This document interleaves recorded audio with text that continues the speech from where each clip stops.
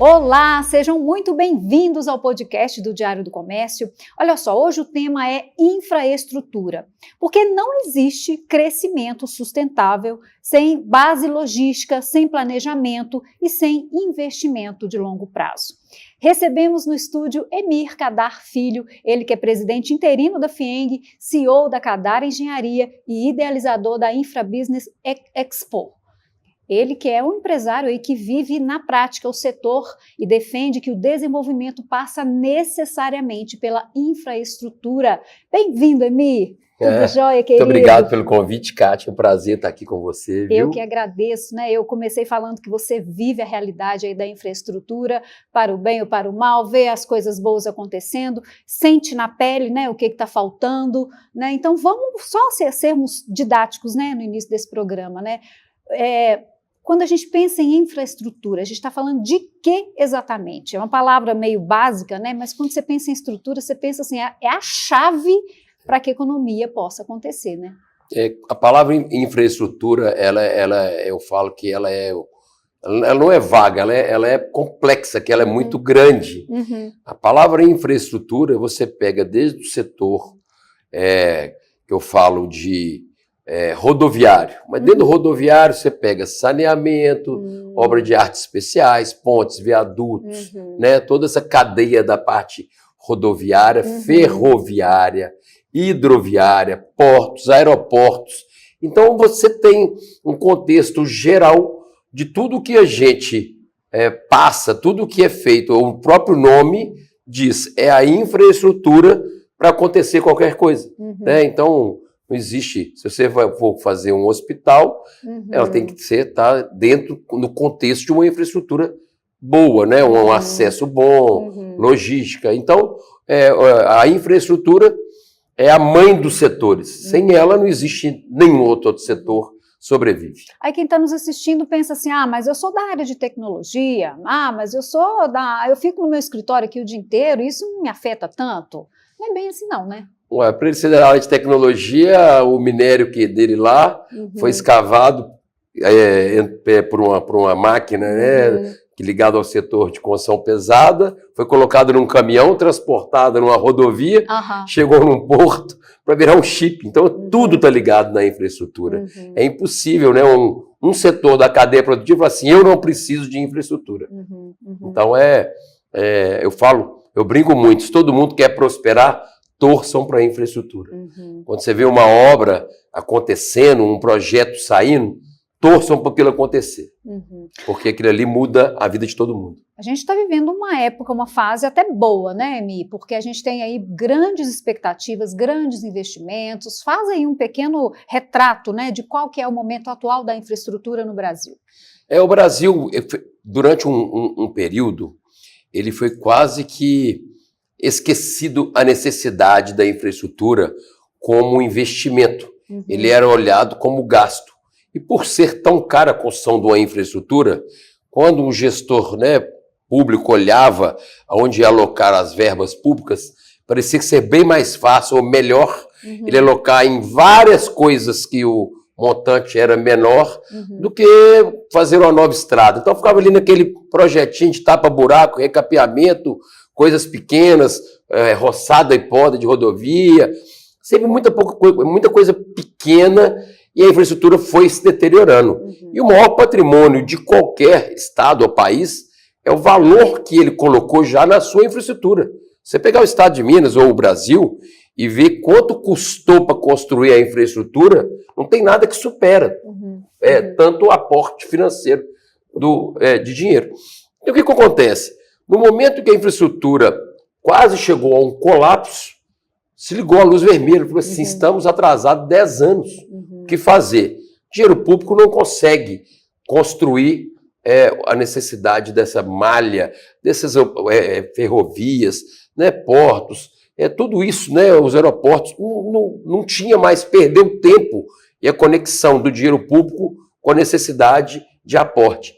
E aí vieram, né, com a grande solução, que é a melhor solução de todas, é que se você não sabe fazer alguma coisa, passe para o setor privado e cobre dele, né, que seja tudo isso feito. E assim foi feito, com os grandes leilões de rodovias, que, né, em Minas Gerais O governo estadual fez 7 ou 8 leilões, o governo federal, mesma coisa, nós temos aí hoje 12 ou 14 projetos já rodando de concessões rodoviárias. Estão vindo agora as concessões ferroviárias que já estão em andamento. Os aeroportos também, foram mais aeroportos licitados para concessão, outros também já trocaram de concessionárias, e a infraestrutura ganhou uma injeção de dinheiro e de ânimo vindo do setor privado. E o setor público vai fazer o papel que deve ser dele, que é cobrar e não construir. Porque construir dá para um profissional, né? E cobrar é o papel do Estado que contratou aquilo. Então, eu acho que agora a infraestrutura realmente deu uma guinada no seu rumo no Brasil inteiro. Você tem uma noção de valor? Qual que é a expectativa de valor a ser investido em tal período, por exemplo? Sim, nós temos um estudo na FIENG que nos próximos 7 anos devem ser investidos mais de 140 bilhões de reais em infraestrutura em Minas Gerais. Eu não tenho o número nacional. Você somar com os números nacionais, você somar isso com as ferrovias que estão chegando aí agora, você somar isso com números da mineração, que também eles consomem infraestrutura constantemente, não é uma coisa pontual. Esse ano eu vou tirar minério, esse ano eu não vou porque o preço está ruim. Com o preço ruim ou bom, a máquina da mineração roda. Então isso também tem um grande consumo de infraestrutura, de rodovia. Né? Então, no final das contas, nós temos em Minas, e não é por eu falar que bom hoje, mas durante muito tempo também, enquanto outros estados estavam progredindo nas suas concessões, Paraná, São Paulo, nós ficamos para trás, né? Rio, a gente ficou para trás. E agora está acontecendo um efeito que o que aconteceu em outros estados está acontecendo de uma vez em Minas. Então, Minas se tornou hoje realmente um canteiro de obras, um canteiro de investimento, um canteiro de tecnologias novas chegando. E então, assim, eu fico muito feliz com isso. Para quem viu as vacas magras, né, eu estava na presidência do CICEPOT, quando o orçamento do governo não dava, era 30% do mínimo para manter as rodovias, não era para construir nada. Ele tinha um orçamento de 30% para manter. E hoje nós estamos vendo investimentos muito maiores aí, né, vindos aí de todos os lados na infraestrutura. Aonde que estão acontecendo essas obras, né? Aqui em Minas estão acontecendo aonde? Em outros estados estão acontecendo aonde? Não, nas concessões rodoviárias. As concessões rodoviárias é um projeto de 30 anos, geralmente, mas é um projeto onde o investimento, tipo, quase que 80% vem nos primeiros 10 anos. Então a gente tem um boom de investimento aí do ano 2 ao ano 5, 6. Então, todas as rodovias, né, federais concessionadas estão vindo investimento. Metrô, que dia que a gente ia sonhar em ter metrô em Belo Horizonte? Era um papo que a gente, durante um tempo, era décadas, quase que... né, de espera. Vai ter.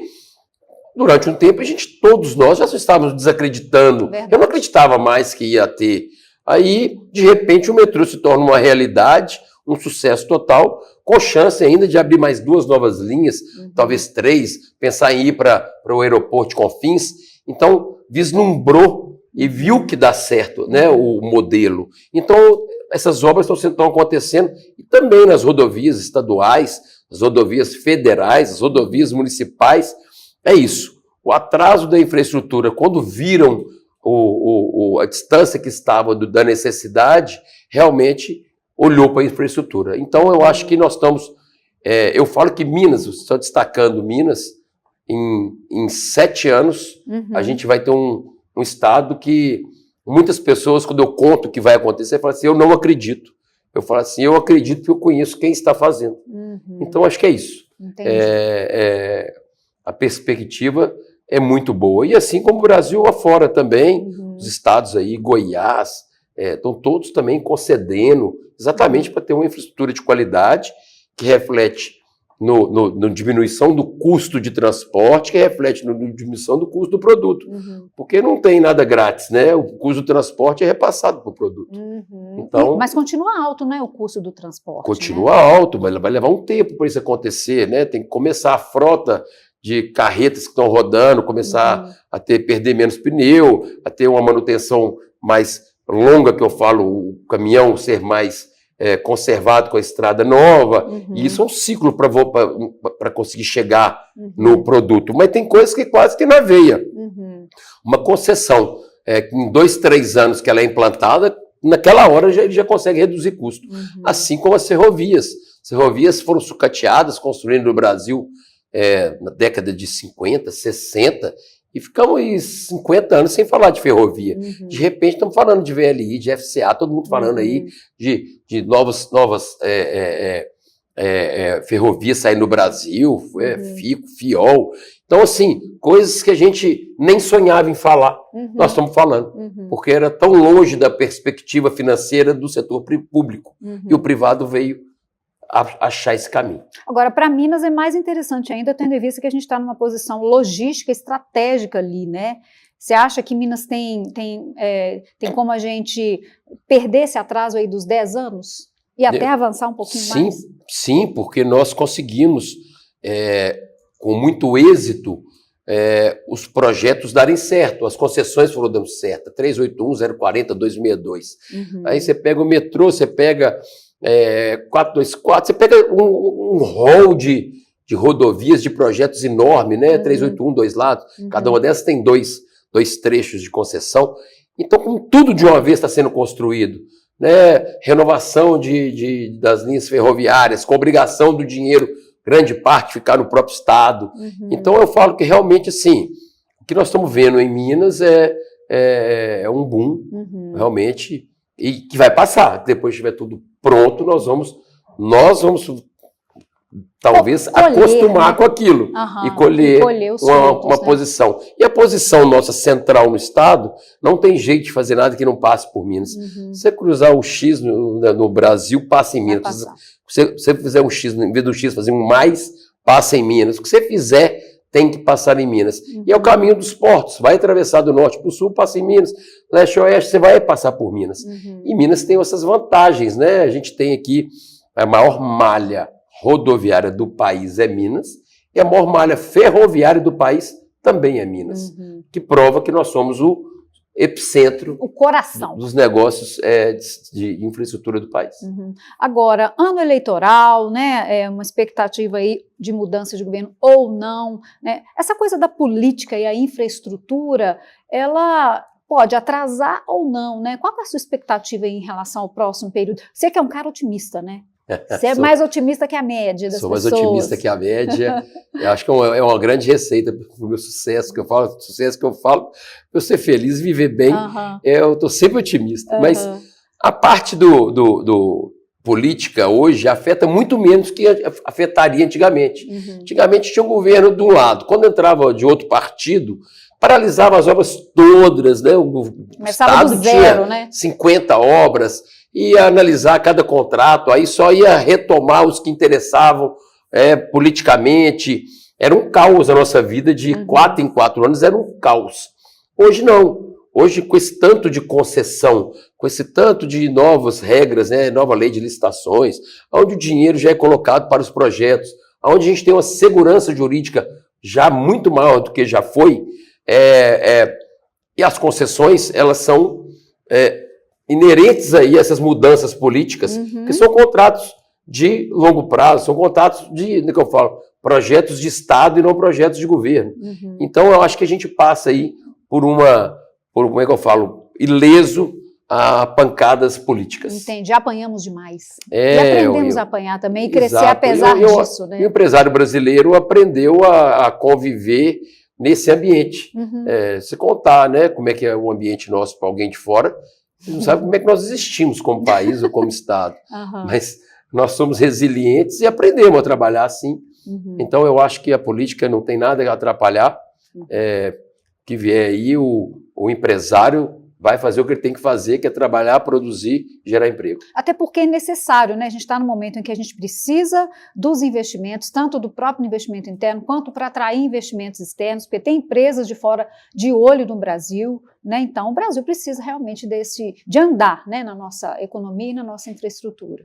A gente ficou, né, assim, a política econômica, a taxa de juros hoje, que é impossível quase de se trabalhar, e o Brasil ele vai perdendo fôlego, os projetos vão ficando mais difíceis, mas vão indo.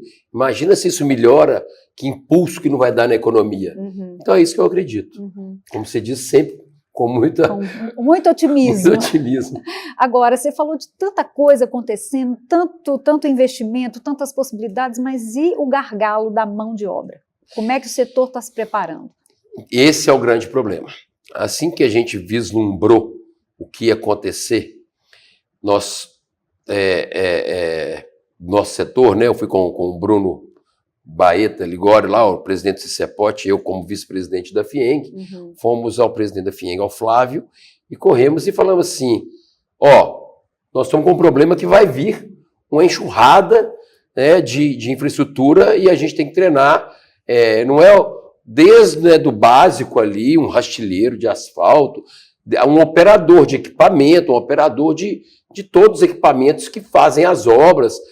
E a gente, né, a FIENG, então, abriu uma escola do SESI, Centro de Treinamento Maurício Rosco, e esse centro de treinamento está treinando todas as empresas de equipamentos, foram lá e colocaram equipamentos para serem para treinamento, e estamos construindo um centro de treinamento para tentar melhorar. Mas é impossível, o gap vai ficar aí enorme, porque os programas sociais atrapalham demais a busca, né, do primeiro emprego, do emprego do salário mais baixo, muito difícil de encontrar, e eu acho que vai ser suprido pela tecnologia, que é o único caminho que vai nos salvar. A tecnologia vai ter que ser cada dia mais embarcada nos equipamentos, para menos homens fazerem mais serviço, e isso já tem acontecido. Sim. Nós já temos aí, né, antigamente, para fazer aí um asfalto aí, gastava atrás da máquina ali 10 homens, 15 homens, hoje com 3 homens você faz. Né, os equipamentos... Tem até máquina sem motorista. Nivela, já que eu falei, a máquina já está, né, com autônoma, cheio de novidades que vão...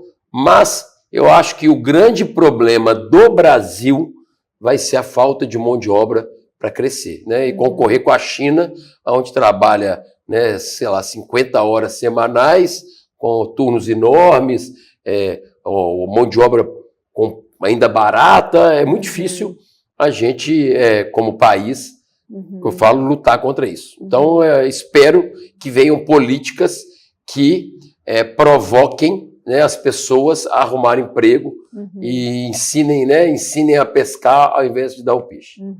Entendi.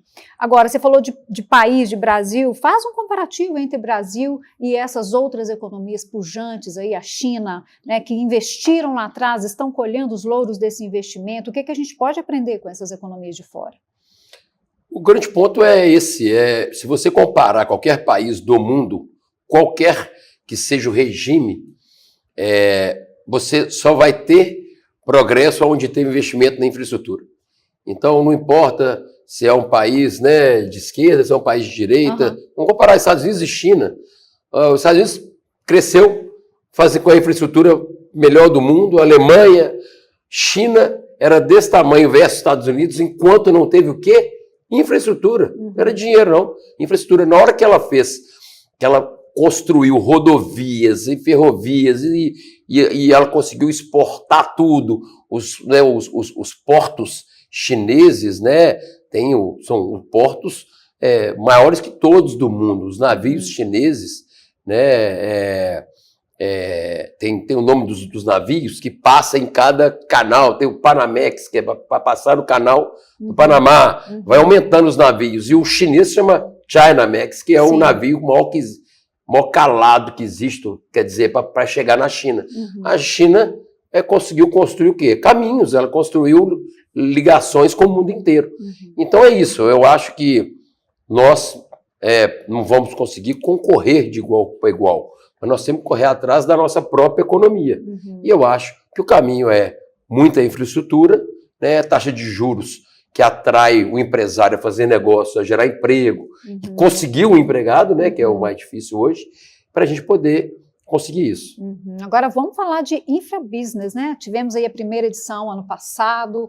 Você é meio doido, né? Você organizou tudo assim, meses, com uma equipe fantástica e foi um eventaço, né? Aqui no Expo Minas. Faz um retroativo aí de como que foi a primeira e o que você já está planejando para outra que vai ter ano que vem. Você é meio doido, você já está preparando até uma coisa para esse ano ainda. Não sei se você já pode falar, não, né? Porque, a gente...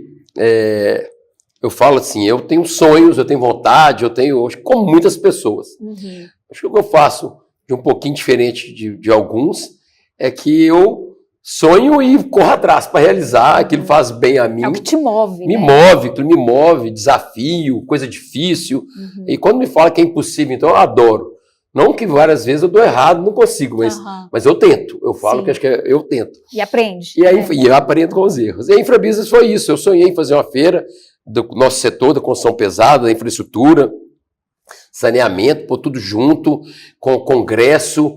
Eu fui em vários eventos que eram congresso, outros eventos eram rodadas de negócio, outros eventos eram a feira. Nós juntamos tudo num só e fizemos a Infrabusiness. Direcionado para a infraestrutura. E a gente colocou gente que nunca tinha ido lá, concessionária rodoviária. Elas estão acabando de ganhar as licitações aqui, né, os contratos de concessões, quer dizer. E a gente convidamos eles para irem, mas o que eu vou fazer lá? Você vai lá falar porque que você cobra pedágio, vai lá mostrar aquele pedágio, onde é que está na duplicação, está na terceira pista, está na faixa, está na iluminação que você vai pôr em tudo. Você tem que ir lá contar. Mas... E eu falei assim, você vai precisar de obra, não vai? Vai. Todas as empresas vão lá visitar a feira, porque as equipamentos, as fabricantes de equipamentos vão estar expondo. E você faz um network, Aí uma fabricante de equipamento queria mostrar uma nova tecnologia para a concessionária. A concessionária queria conversar com uma empresa que poderia trabalhar para ele. A empresa queria comprar o equipamento. A gente fechou um ciclo. Conectou todo mundo. Todo mundo no mesmo lugar. A gente criou um hub de conexão ali, que foi um sucesso. E a gente foi crescendo a cada dia. O público, né, as palestras muito técnicas, muito boas. Ricardo Amorim. Lotados. Né? Ricardo Amorim, fizemos, né?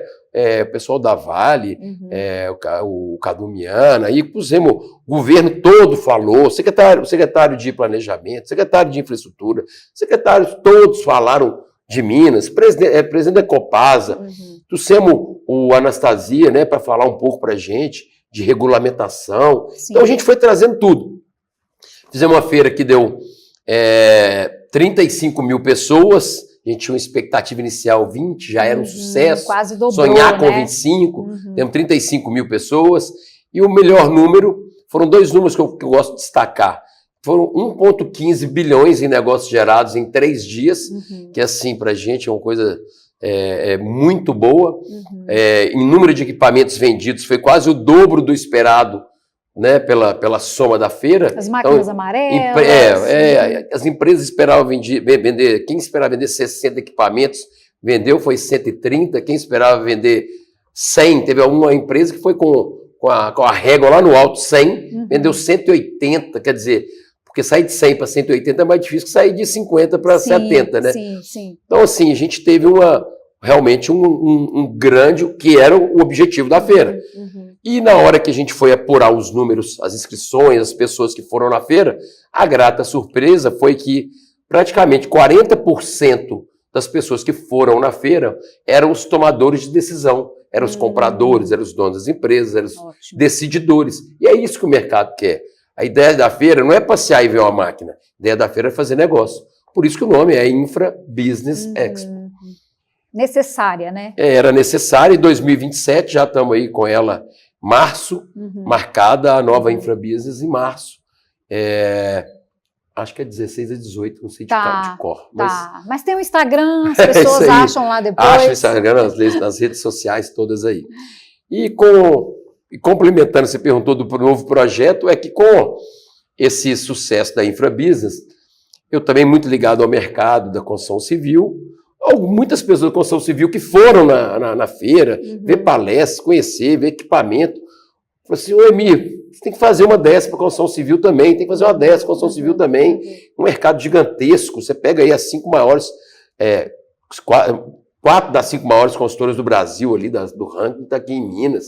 né? Você pega Direcional, você pega MRV, Incamp, e pega uma infinidade aí, a Tenda nascida aqui, todas são muito gigantes, mas várias outras que eu não estou falando, mas se você pegar isso, o tanto que Minas é importante dentro do Brasil, por Minha Casa Minha Vida, a construção civil de alto luxo, de médio, né,